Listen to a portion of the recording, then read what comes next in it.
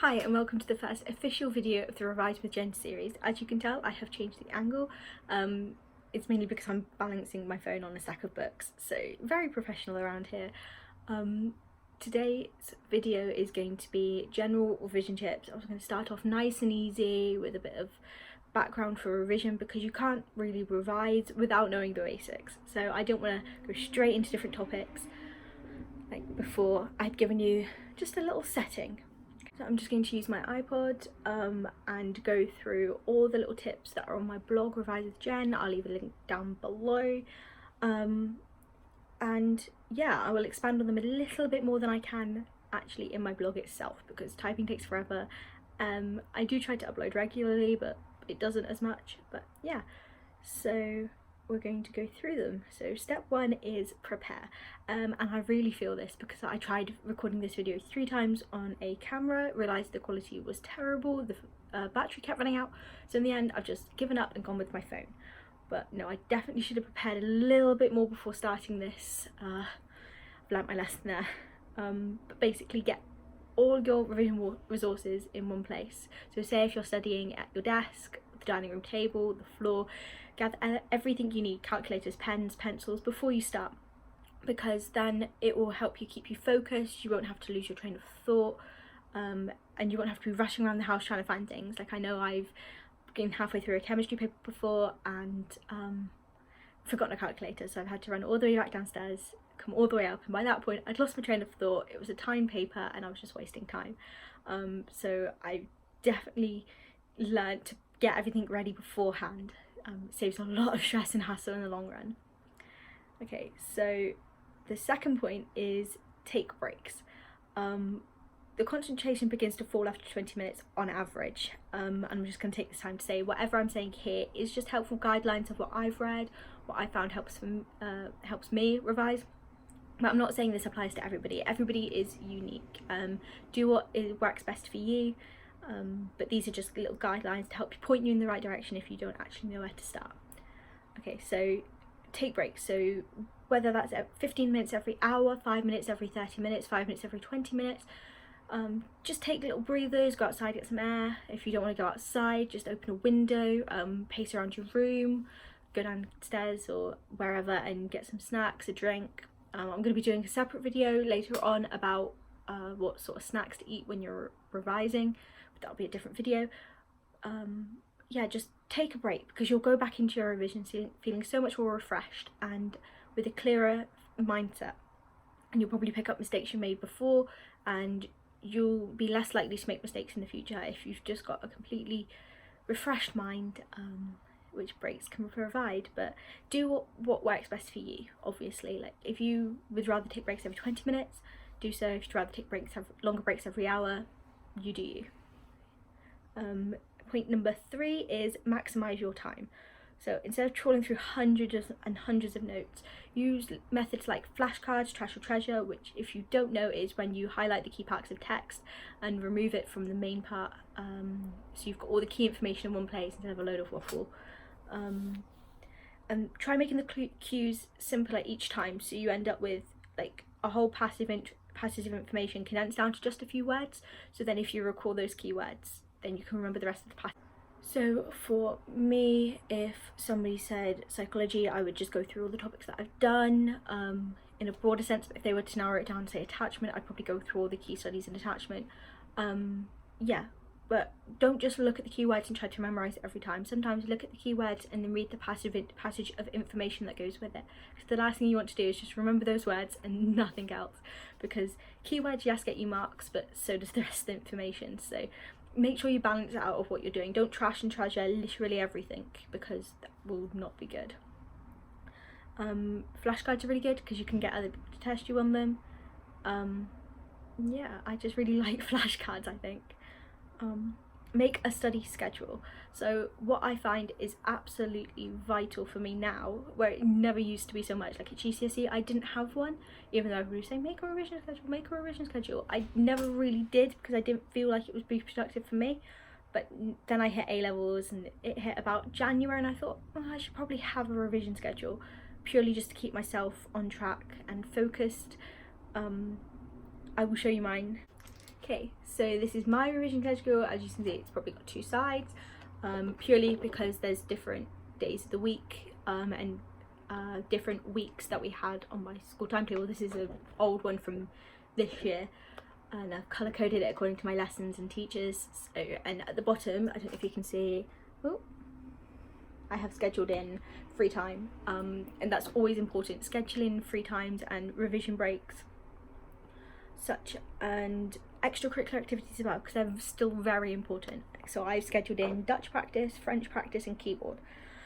That kind of fell off the bandwagon about a month before the revision season hit and exam season. So I did used to do it, and I can definitely say that I did stick to my timetable as rigorously as I felt I could, because sometimes, you know, things cropped up that prevented me from sticking to it, which is fine. It's just a template to help me guide you through, and I've put in half an hour installments for my revision because I find that's how I work best.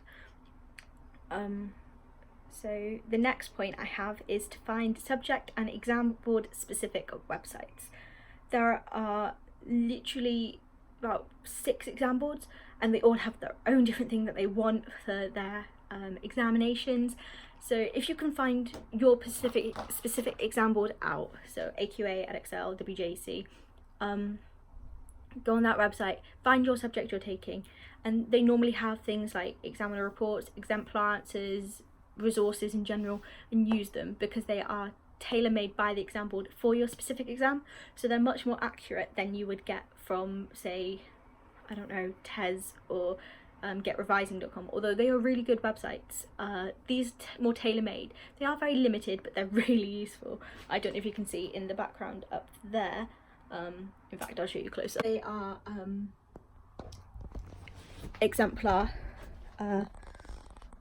yeah, those are examiner commentaries, and it basically highlights what mistakes students have made in their exams in 2018, and I think I have 2017 up there as well. I think one of the examples are up there are people writing formulas COOH instead of C-O-O-H,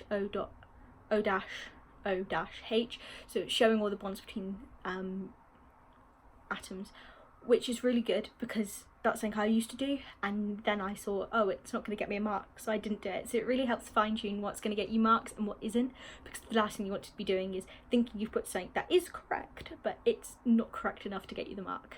I think that's quite vital. YouTube, as you can see, I'm on YouTube.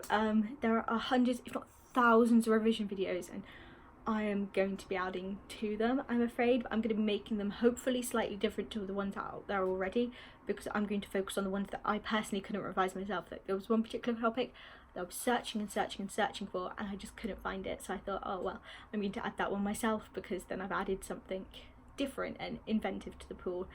They're all made by A-level students themselves. Sometimes teachers make them. I know for GCSE you've got like Primrose Kitten and stuff like that, and they vary in syllabi and content. So if you just like type in your exam board followed by the specific topic you want to be taught, so for example OCR, chemistry, A-level, atom economy, and it will just come up with a video completely on atom economy specifically tailored for your exam board. But 10 Ocean Mysteries and Jeffree Star videos unfortunately do not count as revision. I've been sucked down that rabbit hole many times. So, oh, that's snacks, and I'm going to do separate videos on that. So, studying groups. So, this may not work for everybody, and I tend to find that it didn't exactly work for me sometimes because I'd get distracted.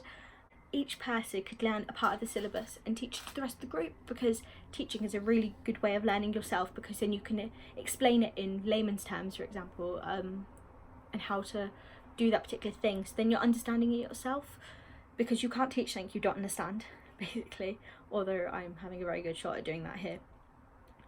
Or you could just share revision notes depending on the sensibility level of your friendship group. So my friendship group were quite immature sometimes, so we probably wouldn't revise well if we all tried to teach each other syllabi, because we did that once and I threatened to give it attention to my friend. So yeah, we weren't very sensible, but there we go. If it works for you, it works for you. So find your study style is the next. I'm sure many of you know your revision style by now, whether that's audio or visual. If you don't, go online. There are tons and tons of quizzes out there you can do. I would recommend taking more than one, just so you can get like a more accurate sort of scope of what your revision style actually is. So personally, I am more of a visual learner, so if you give me a funny infographic, I will probably learn it. Although I do learn really well by just reading material as well, but if I have to listen to it, I kind of get a bit zoned out, which isn't good. After you know your revision style, you can then tailor your revision personally to you. So say if you are more of a visual learner, you can use more video-based education resources. If you're more of an auditory learner, you can just listen to information, for example, record yourself or other people. You could just audio record your lectures or your classes. I did that really well with one of my particular classes. I audio recorded the whole lesson and then listened to it back while I was revising that subject, so I could pick up on the little bits that I didn't quite have a chance to write down, and it just helped solidify it in my mind. Although that is not the main way I revise, it really helped me then. Which leads me nicely on to my next point, audio recording. So this works brilliantly for languages. I know for my Spanish GCSE, I got my teacher to audio record my speaking exam, and then I listened to that back because it really helped get the pronunciation that I wasn't quite nailing. There's programs like Voki, and then you can just put in your speech or whatever information you need to learn, and it will just talk it back to you in your particular language, whatever. You can listen to it on the bus if you download the recordings. Like again, I've written here that you can audio record your lectures, so it's a very versatile thing, audio record. You're really good if you're an auditory learner. So yeah, there are tons of resources out there for you. Colour, I love colour. Like all my revision resources nearly have colour. Like there's pink underlined in the backgrounds up there. That one is particularly colourful. Yeah, I just really think it's good for categorising and identifying easily bits of material that otherwise probably would get a bit lost if it was all written in black and blue. So if you know all this bits of information is related to, say, memory, you can highlight that in a different colour than everything to do with attachment, for example. And I did that quite a lot, so I had individual colours for different pieces and different projects. And for my poems in English, I categorised them by colour because I could find myself in the exam just sat there thinking, oh, what poem is that? And then thinking, oh, it was in the blue section, so it must be on. And it was just incredibly easy and quick as well. It's a quick way of identifying information. Plus it makes your revision resources look really pretty as opposed to just really dull. Past papers, I cannot stress these enough. I loved past papers. I did tons and tons of past papers. You could do the paper, even mark it yourself, ask a friend to mark it, ask your teacher to mark it if they've got enough time. Read the mark schemes, read the examiner reports. It really helps you get a key bit of information on what you're missing. Like I said about the examiner reports before, hone your marks down, because the mark schemes, I found I was writing something but I was missing out keywords, and those keywords got me the marks. So by reading the mark schemes, you understand what the examiner wants, you can memorise it, you can create standard answers for different questions, because you tend to find that the questions come up quite regularly, the same ones or the ones that have gone previously wrong before, they'll come up again. So if you read the mark scheme, you've got a good little head start on what the examiner wants. It's kind of like a little glimpse into their mind, if you will. And you can find out what exam boards and lecturers want you to avoid wasting time on. So say if there's people found that they were running out of time in exams and the examiners saw the same thing, they can say, well, you need to concentrate more on this and not so much on this, because people tend to know this information but not this, and because they're struggling, they're focusing too much on the easy stuff, they're really struggling with the hard stuff. So yeah, use your teacher and lecturer. So teaching is what they're paid to do, and they will help you. If you ask and make that effort to go to them, say, hey, look, I'm struggling, can I have a little bit of help please? They will help you. Like, they are a class resource as well, and they're probably the best people to know how to help you and to help you learn your syllabus, because they know that syllabus really, really well. They've been teaching it properly for years, so they're an old hand at this now. And if you build a good work consistency and relationship with your teacher, they are more likely to put more time and effort into you and your revision. Whereas if you completely slack off in their classes and then go asking for extra work or extra help, they will do it, but they're less inclined to do it as to the fullest they possibly could, because you've wasted their time, so why should they then help you out of their own time? So I definitely think that's a really good thing to do that. And that is all I have today. There's a list of that, as I said, on my blog. It's quite far down below. I think I published it on the 1st of this year, the 6th of the 1st. So yeah, go if you want to scroll back that far through my blog, you can. Like I said, it's a little bit more condensed than this video here. I've been able to explain it a bit more here. I really enjoyed doing this video. It might be quite short, I'm not quite sure.